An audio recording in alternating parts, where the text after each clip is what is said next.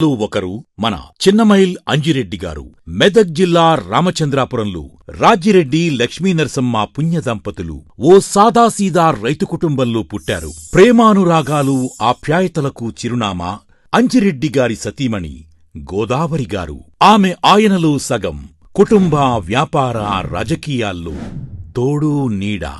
కుటుంబం నుంచి పుణికిపుచ్చుకున్న విలువలు, చిన్ననాటినుంచి స్వతహాగా అలవడిన దేశభక్తి, ప్రజాసేవ 1978లో ఆర్ఎస్ఎస్ వైపు, 1982లో ఏబీవీపీ వైపు అంజిరెడ్డి గారిని ఆకర్షించాయి.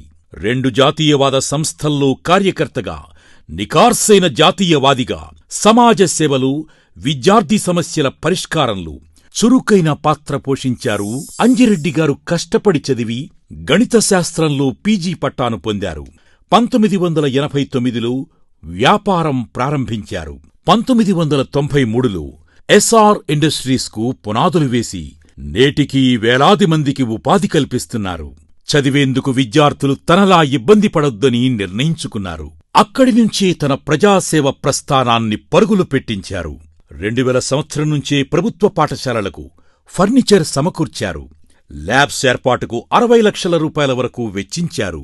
విద్యార్థులకు స్టేషనరీ, ఉపకార వేతనాలు, ప్రోత్సాహకాలు అందించడమే కాదు, వారికోసం నిపుణుల సహకారంతో కెరీర్ ఓరియంటేషన్ కార్యక్రమాలు నిర్వహించారు.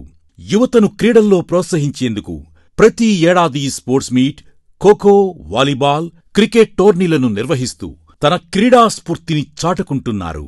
2002లో ఎస్ఆర్ ట్రస్ట్ను ప్రారంభించిన అంజిరెడ్డి గారు ఉచిత త్రాగునీటిని అందించే కార్యక్రమానికి శ్రీకారం చుట్టారు.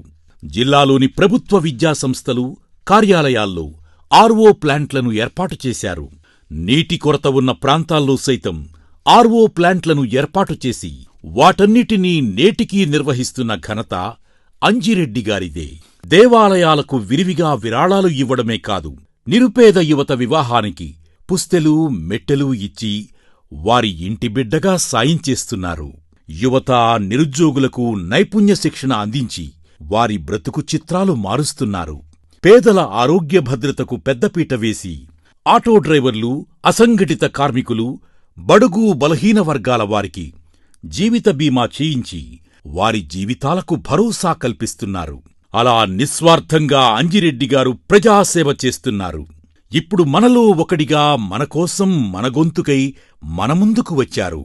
అటువంటి మనిషిని బలపరచడం అంటే మనలో ఒకణ్ణి బలపరచడమే.